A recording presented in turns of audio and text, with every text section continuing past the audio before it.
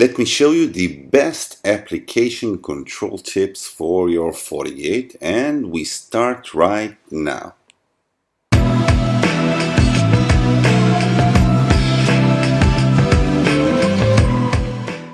To get more easy setup tips for your FortiGate firewall, subscribe now and don't forget to click on the bell notification and you won't miss anything.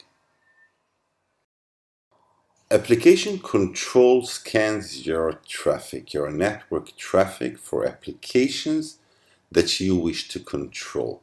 Now it does so using the IPS, the Intrusion Prevention System engine, and its protocol decoders.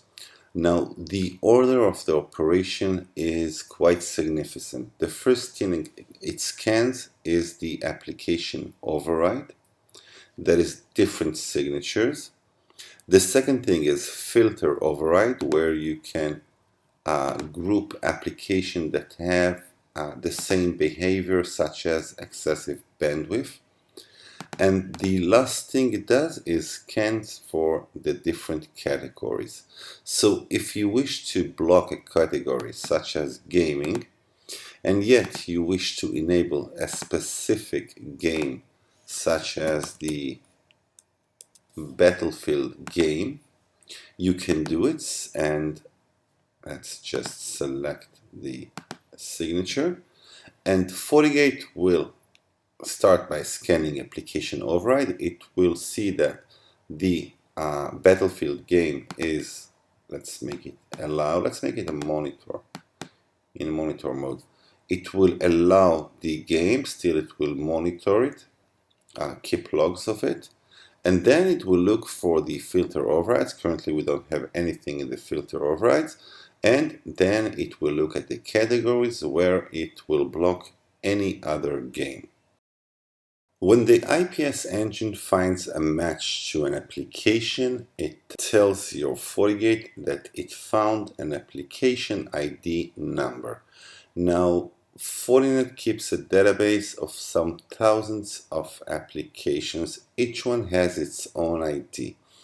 If you wish to see the different IDs for the different application, you use the CLI, config application list, edit 0, config entries, edit 0, and then set application and a question mark.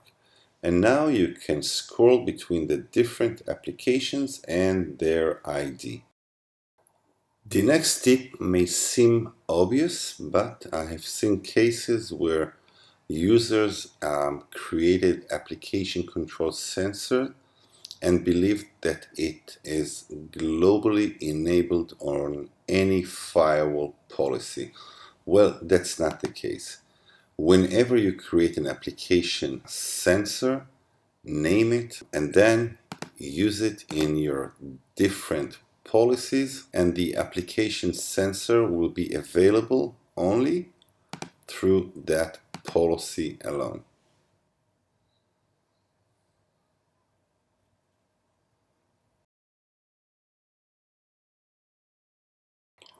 Whenever you as an administrator block an application, don't forget that your users deserve an explanation why that application was blocked.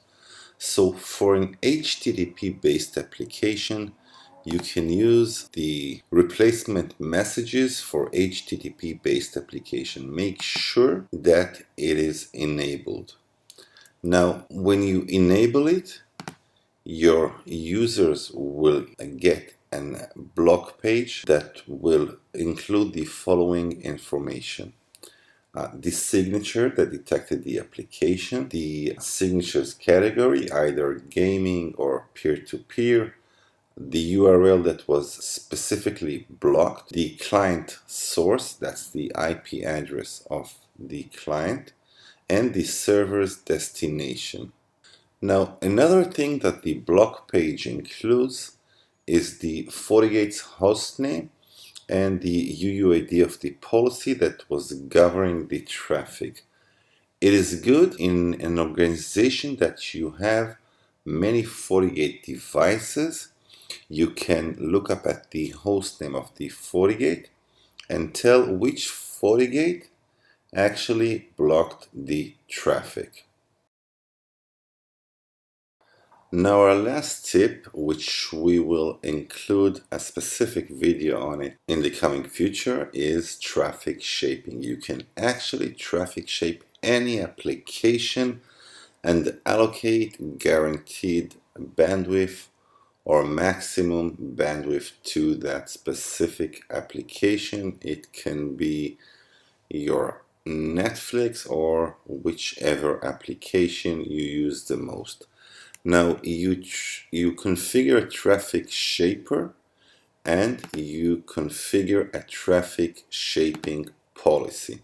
That traffic shaping policy can be determined on a specific policy and specific categories such as video and audio, where you can actually select different applications such as the Netflix application.